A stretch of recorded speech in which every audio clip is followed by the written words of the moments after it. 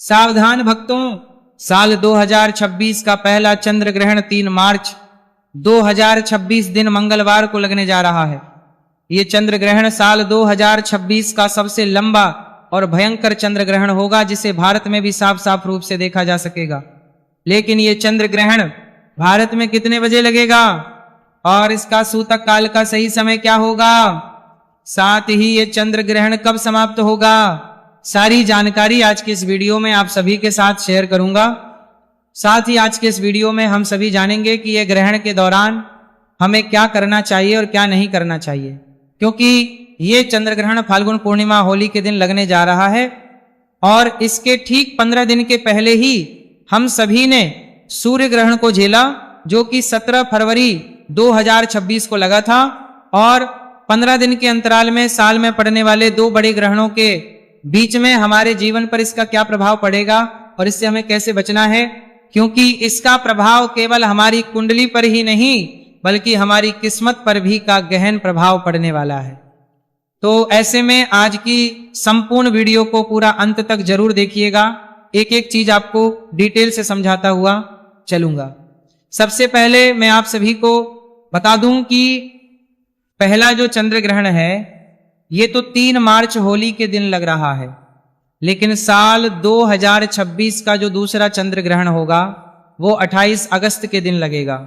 लेकिन ये जो पहला चंद्र ग्रहण है जो कि होली के दिन लगने जा रहा है, ये एक ऐतिहासिक खगोलीय घटना का गवाह बनने जा रहा है, क्योंकि हमारे में होली, दिवाली, रक्षाबंधन जैसे त्योहार बड़े ही पवित्र और बड़े ही धूमधाम से मनाए जाते हैं। लेकिन जब इन त्योहारों पर ग्रहण का साया पड़ जाए तो खुशी के साथ साथ ही एक डर और शंका का माहौल भी बन जाता है।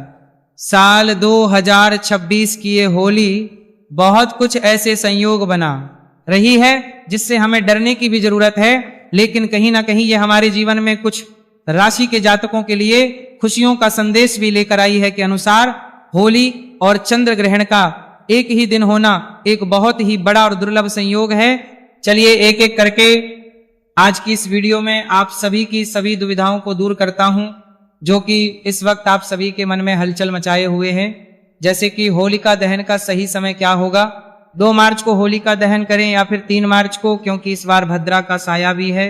और होली किस दिन खेली जाए और बरसाने में होली कब मनाई जाएगी, चंद्र ग्रहण किस समय पर दिखाई देगा और सूतक काल कब शुरू होगा और कब समाप्त होगा, और इस दौरान क्या कुछ सावधानियां बरतने की ज्यादा आवश्यकता होगी, हमारी कुंडली पर इसका कैसे प्रभाव पड़ेगा, और सबसे जरूरी बात कि ग्रहण खत्म होने के बाद होली काल दहन से पहले आपको कौन से वो जरूरी 3 काम हैं जो जरूर ही करने हैं, ताकि आपके परिवार पर इस ग्रहण और भद्रा का कोई भी प्रभाव ना पड़ पाए, कोई आंच ना आ पाए। तो निवेदन है आप सभी से कि आने वाले 15 मिनट का समय आप इस वीडियो को पूरी तरीके से दे दीजिए, क्योंकि ये एक अकेली वीडियो आपके साल 2026 के पूरे हार को बदलकर रख देने वाली है। क्योंकि आज की इस वीडियो में साल 2026 पर होली के दिन पंचांग और ज्योतिष के अनुसार इस चंद्र ग्रहण का हमारी किस राशि पर क्या प्रभाव पड़ेगा, ये भी एक एक करके संपूर्ण जानकारी में बीच बीच में देता हुआ चलूंगा। चलिए सबसे पहले बात कर लेते हैं उस कंफ्यूजन की, उस उलझन की, जिसकी वजह से तिथियों को लेकर मन में बड़ा ही असमंजस बना हुआ है। देखिए, हिंदू पंचांग की अगर मैं बात करूं तो होली का त्योहार फाल्गुन पूर्णिमा के दिन मनाया जाता है, और इस बार 2026 में फाल्गुन पूर्णिमा की जो तिथि है वो 2 मार्च की शाम से प्रारंभ हो जाएगी और 3 मार्च की शाम को खत्म होगी, और यहीं से ही सारी परेशानी शुरू होती है।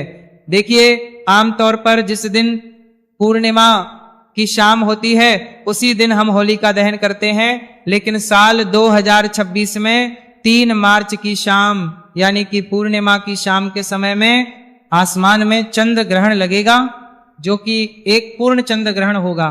हमारे शास्त्र कहते हैं कि ग्रहण काल में कोई भी शुभ या मांगलिक कार्य या पूजा या अग्नि प्रज्वलित करना सख्त मना होता है। ग्रहण के समय किया गया होली का दहन शुभ फल प्रदान नहीं करता बल्कि दोष पैदा करता है। फिर होली का दहन कब किया जाए, तो देखिए, ज्योतिष और पंचांग के अनुसार, जानकारों के अनुसार इसका सटीक हल ये निकलता है कि मार्च की शाम को ग्रहण है और 2 मार्च की शाम होते होते भद्रा भी लग जाएगी। और आप सभी जानते हैं कि भद्रा काल के दौरान होलिका दहन या कोई भी शुभ कार्य करना विनाश काले विपरीत बुद्धि जैसा माना जाता है। भद्रा में किया गया होलिका दहन परिवार, समाज और हमारे देश हर चीज के लिए अशुभ ही माना जाता है। इसलिए हमें भद्रा खत्म होने का इंतजार करना पड़ेगा। तो आप सभी ग्रहण काल समाप्त होने के बाद ही होलिका दहन करें, या फिर 2 की रात के समय में देर रात आप होलिका दहन कर सकते हैं जब भद्रा खत्म हो जाएगी। चलिए अब बात करते हैं उस सबसे बड़ी खगोलीय घटना के बारे में जिसे लेकर हर कोई डरा हुआ है। और ये चंद्र ग्रहण एक पूर्ण चंद्र ग्रहण होगा। इसका मतलब चंद्रमा पूरी तरह से पृथ्वी की छाया में आ जाएगा और लाल रंग में दिखाई देगा, जिसे कि ब्लड मून भी कहा जा रहा है। और ये ग्रहण भारत में बिल्कुल ही स्पष्ट रूप से दिखाई भी देगा, भारत के हिस्सों में से स्पष्ट रूप से देखा जा सकेगा। और ये चंद्र ग्रहण एक गस्तोदय चंद्र ग्रहण होगा। गस्तोदय का मतलब होता है जब शाम के समय में भारत में चंद्रमा उग जाएंगे, उस समय पर यह ग्रहण गस्त रूप से नजर आएगा। यानी कि चंद्रमा साफ सुथरा नहीं बल्कि कटा हुआ या फिर छाया से ढका हुआ या उगता हुआ दिखाई देगा। और अब बात कर लेते हैं इसकी सही टाइमिंग की। तो देखिए भारतीय समय के अनुसार बात करें तो ये ग्रहण 3 मार्च को के बाद से ही शुरू हो जाएगा, लेकिन चूंकि ये दिन में हमें चंद्रमा दिखाई नहीं देता है इसलिए इसका महत्व शाम से ही शुरू होगा। ये चंद्र ग्रहण दोपहर 3:20 से शुरू होगा और शाम 6:47 पर समाप्त हो जाएगा। लेकिन भारत में चंद्रोदय का समय अलग अलग शहरों में अलग अलग समय पर होता है, यानी कि लगभग 6 बजे से लेकर 6:30 बजे के बीच होता है। तो जैसे ही शाम को लगभग 6:20 पर आसमान पूरब दिशा में निकलेगा, ग्रहण शुरू हो चुका होगा। ये ग्रहण शाम 6:47 पर समाप्त भी हो जाएगा, यानी कि इसका मोक्ष काल शाम 7 बजे से पहले ही हो चुका होगा। भले ही ये ग्रहण भारत में शाम में केवल 20 से 25 मिनट के लिए ही दिखाई दे, लेकिन शास्त्रों के अनुसार अगर ये ग्रहण आपके शहर में दिखाई दे रहा है तो इसका सूतक काल भी पूरी तरह से मान्य होगा। अब आते हैं सूतक काल के सही समय और सही जानकारी पर बड़े ही ध्यान से। ये देखिए जब भी चंद्र ग्रहण लगता है तो सूतक काल पूरे 12 घंटे पहले से ही प्रारंभ हो जाता है। तो ऐसे में 3 मार्च को सुबह ही सूतक काल के नियम लागू हो जाएंगे, क्योंकि ये सूतक काल सुबह 6:20 से ही शुरू हो जाएगा। और ये सूतक काल ग्रहण काल की समाप्ति के साथ ही यानी कि शाम 6:47 पर ही समाप्त होगा। सूतक काल को अशुद्ध समय माना गया है और इस दौरान वातावरण में नकारात्मक ऊर्जा बहुत ज्यादा होती है, प्रभावी होती है। तो इस दौरान हमें बहुत कुछ ऐसे कार्य हैं जिन्हें करने से बचना चाहिए। तो वीडियो को पूरा जरूर देख लीजिएगा और इस वीडियो को सेव भी कर लीजिए ताकि चंद्र ग्रहण के दौरान आप फिर से इस वीडियो को देख सकें। और इस वीडियो को हर जरूरतमंद गर्भवती महिला, बच्चे, बूढ़े जिनके भी घर में हैं उन्हें तो इस वीडियो को जरूर ही शेयर कर दीजिएगा, ये मेरा निवेदन है। और अगर आप इस चंद्र ग्रहण का आपकी अपनी राशि पर क्या प्रभाव पड़ेगा ये जानना चाहते हैं तो सेक्शन में आप सभी मुझे अपना नाम, डेट ऑफ बर्थ और स्थान लिख दीजिए। इससे आपकी राशि के अनुकूल जो उपाय बनता पड़ेगा वो मैं आपको रिप्लाई के माध्यम से ही बता दूंगा। और अगर आपको मेरी मेहनत पसंद आ रही है, मेरी आवाज को पहली बार सुन रहे हैं तो वीडियो को लाइक करके हमारे चैनल धर्म साधना टीवी को सब्सक्राइब करके पास वाले बेल आइकॉन को प्रेस करके रखिएगा ताकि तेज, त्योहार और शुभ मुहूर्त से जुड़ी हुई संपूर्ण जानकारियां, पूजा, मुहूर्त और जड़ी बूटी से जुड़ी हुई संपूर्ण वीडियोज आप सभी को हर रोज सके। तो देखिए सबसे पहली बात, इस दौरान पूजा पाठ करना बिल्कुल ही वर्जित होता है। जब भी ग्रहण लगता है तो देखिए 3 मार्च की सुबह लगभग 6:20 से पहले ही आप सभी अपने घर में पूजा पाठ इत्यादि निपटा लीजिए। और इसके बाद घर के मंदिर के जो कपाट हैं उन्हें बंद कर लीजिएगा या फिर पर्दा डाल दीजिएगा। भगवान की मूर्तियों को स्पर्श करना पूरी तरीके से इस दौरान वर्जित होता है। दूसरा, खाने पीने की सभी वस्तुओं में सूतक काल पहले ही यानी कि सुबह 6 बजे के आसपास ही आप सभी, जैसे कि दूध, दही, पानी का मटका हो गया, इनमें आप तुलसी दल डाल दीजिए या फिर कुसा डाल दीजिए। देखिए वैज्ञानिक और धार्मिक दृष्टि से तुलसी में पारा यानी कि मर्तुरी होता है जो कि ग्रहण की हानिकारक किरणों को भोजन में प्रवेश करने से रोकता है। तीसरा, इस दौरान आप किसी भी नुकीली चीजें जैसे कि सुई, कैंची, चाकू इत्यादि का इस्तेमाल तो बिल्कुल भी ना करें। सिलाई या कढ़ाई भी ना करें। बस मन ही मन में भगवान के मंत्रों का जाप करते रहें या फिर कोई धार्मिक पुस्तक पढ़ें। और जो भी गर्भवती महिलाएं हैं वे पूरे तरीके से अपने आप को कमरे में बंद कर लें ताकि कहीं से भी रोशनी ना पड़ सके। और कोशिश करें कि ग्रहण काल के दौरान पूरा परिवार ही घर के हर एक सदस्य को घर के अंदर ही रहना चाहिए, घर से बाहर ना निकले, क्योंकि इस दौरान एक्सीडेंट होने के जो चांसेस हैं वो भी ज्यादा बढ़ जाते हैं। और महिलाओं को तो इस दौरान ना तो झुकना चाहिए और ना ही काट पीट कर कोई भी काम करना चाहिए। इस दौरान हो सके तो अपने पेट पर लाल गेरू का लेप लगा ले या फिर लाल चंदन का भी आप लेप लगा सकते हैं। अब सबसे बड़ा सवाल जो कि हर किसी को परेशान करके रखा हुआ है, यानी कि रंगों वाली होली यानी कि धुलंडी कब खेली जाएगी। तो देखिए, आमतौर पर हम होलिका दहन के अगली सुबह ही रंगों वाली होली खेलते हैं।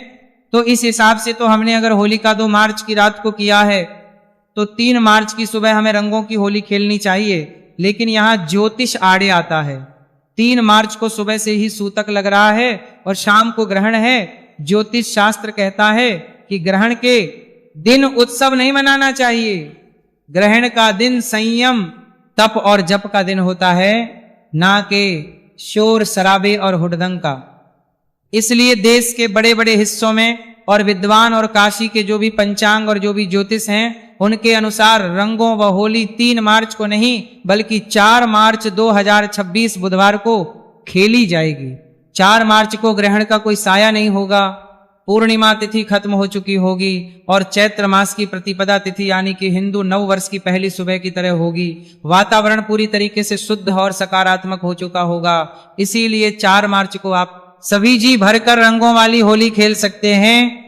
होली में मिलन समारोह बड़े ही प्रेम और धूमधाम से मना सकते हैं। इस दिन पूरी तरह से शुभ योग बन रहे हैं।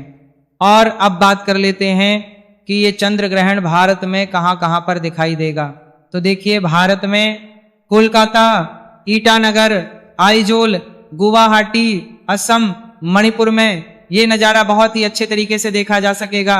और इसके अलावा दिल्ली, मुंबई, बेंगलुरु, चेन्नई और देहरादून में शाम के समय में उदय होने के साथ ही ये आंशिक रूप से देखा जा सकेगा।